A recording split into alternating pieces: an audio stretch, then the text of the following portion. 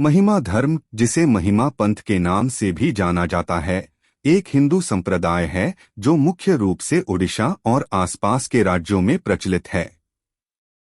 ईश्वर की पूजा धार्मिक आंदोलन पर आधारित था, जिसे अलेख के नाम से जाना जाता है, जो कि गुणहीन है। आम तौर पर अमीर और उच्च वर्ग के समाज द्वारा निर्धारित सभी धार्मिक रीति रिवाजों की निंदा के रूप में जाना जाता है। इसकी शुरुआत 19वीं सदी में समाज की निचली जाति कही जाने वाली जातियों द्वारा ब्राह्मणवाद के खिलाफ एक नए आंदोलन के रूप में हुई। इसे पृथ्वी पर सबसे छोटा धर्म के रूप में जाना जाता है।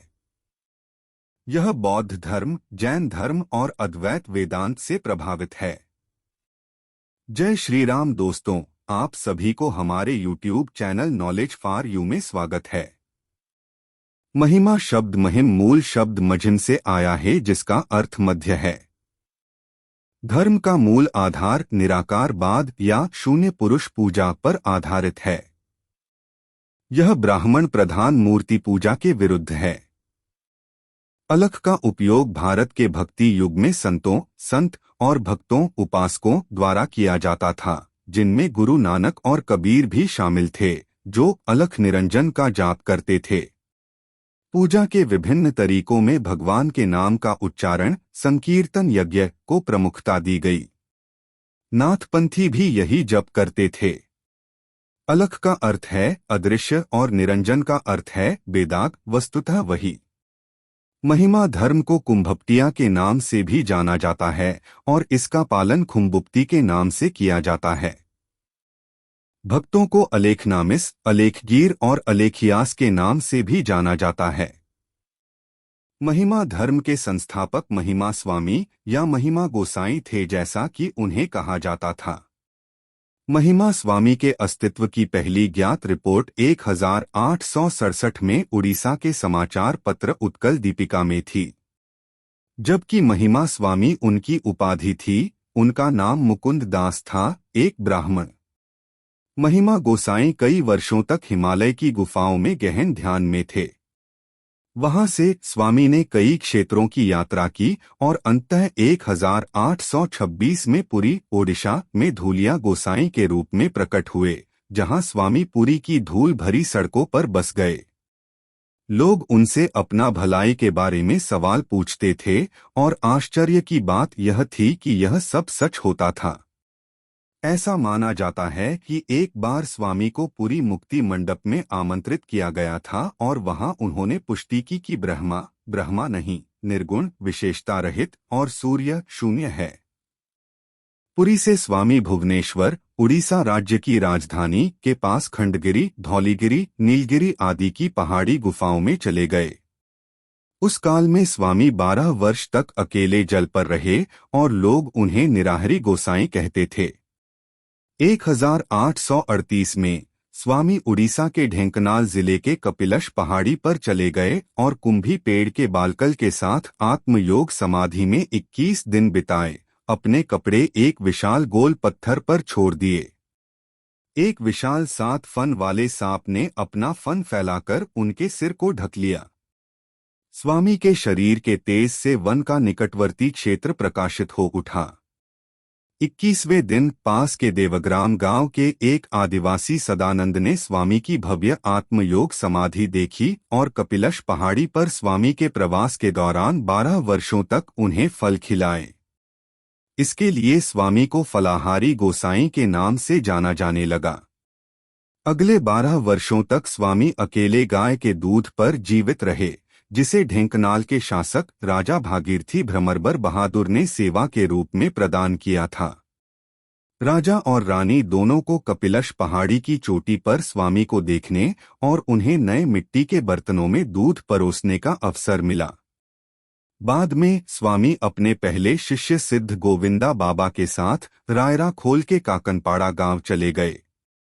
ऐसा कहा जाता है कि उन्होंने अंधे भीमा भोई को दर्शन दिए और उन्हें आंखों की रोशनी का आशीर्वाद दिया। स्वामी को देखकर भीम ने अपनी पूरी विनम्रता के साथ स्वामी से प्रार्थना की कि वह उसे फिर से अंधा कर दें, क्योंकि मानव जाति की यातना उसके लिए असहनीय थी। स्वामी ने उन्हें महिमा पंथ के प्रसार के लिए निर्गुण ब्रह्मा पर एक कविता लिखने का आशीर्वाद दिया। इसके बाद स्वामी वापस कपिलाश पर्वत पर चले गए। कई लोगों का मानना है कि स्वामी की रायराखोल की यात्रा पैदल नहीं बल्कि हवाई मार्ग से हुई थी।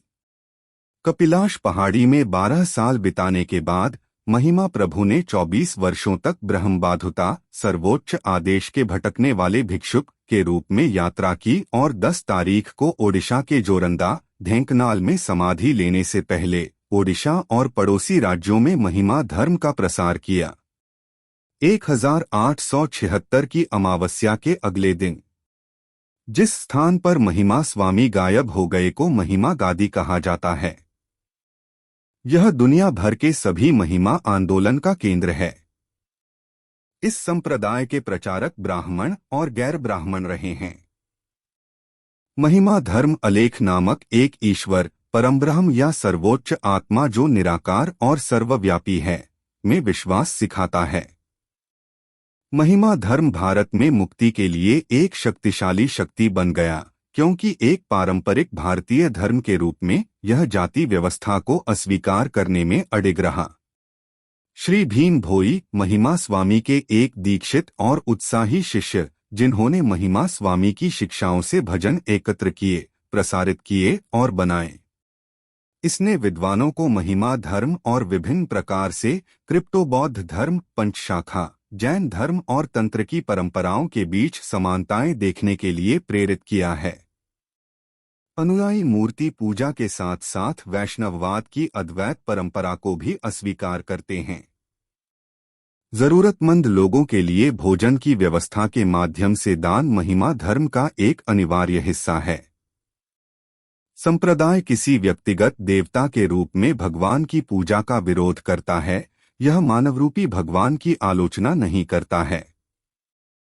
भीम भोई ने स्वयं अपनी निर्वेदा साधना में भगवान जगन्नाथ के अस्तित्व के बारे में लिखा है। भीम भोई के लिए भी अनंत विष्णु के अवतार हैं और उनकी पहचान महिमा स्वामी से की जाती है। महिमापंथी और भीम भोई विशेष रूप से स्वीकार करते हैं कि महिमा गोसाई समुद्र में रहने वाले विष्णु भगवान जगन्नाथ के अवतार हैं। महिमा धर्म जाति व्यवस्था और मूर्ति पूजा का सख्ती से विरोध करता है। धर्म व्यभिचार, किसी भी नशीले पदार्थ के सेवन, हिंसा और किसी भी मांस के सेवन पर सख्ती से रोक लगाता है। भोजन और जल सूर्यास्त से पहले ग्रहण करना होता है। महिमा भक्त को सुबह लगभग 4 बजे उठना चाहिए और सूर्योदय से पहले सरना दर्शन करना चाहिए। सरना दर्शन महिमा प्रभु के प्रति स्वयं के पूर्ण समर्पण का कार्य है। इसे दिन में 3 बार दोहराया जाता है, जिसमें दोपहर और शाम को सूर्यास्त से पहले भी शामिल है। कभी कभी उन्हें सूर्य देवता, सूर्य के अनुयायियों के रूप में गलत समझा जाता है, जो सच नहीं है। वे अपनी पूजा को अवर्णनीय कृपा के सर्वोच्च भगवान अलेख के रूप में वर्णित करते हैं। बौद्ध भिक्षुओं की तरह पुरोहित वर्ग का गठन नहीं करते हैं और आम अभ्यासियों पर उनका कोई नियंत्रण नहीं है। वे गरीबी, ब्रह्मचर्य, धर्मपरायणता और निरंतर आंदोलन का जीवन जीते हैं, क्योंकि भिक्षुओं को लगातार 2 रातों में एक ही स्थान पर सोने की अनुमति नहीं है और न ही किसी भी दिन एक ही घर से 2 बार भोजन करने की अनुमति है। यह लोगों को केवल उस अदृश्य शक्ति में विश्वास रखने के लिए कहता है जिसने इस दुनिया को बनाया है और केवल उसकी पूजा करते हैं। व्यक्तिगत भगवान में विश्वास को छोड़कर इस धर्म के सिद्धांतों में बौद्ध धर्म के साथ उल्लेखनीय समानता है। आपको हमारा ये वीडियो कैसा लगा कमेंट्स कर जरूर बताएं। साथ में अपनी प्रियजनों के साथ भी ये वीडियो शेयर करें। ऐसे नई जानकारी के लिए हमेशा हमारे चैनल नॉलेज फॉर यू से जुड़े रहिए।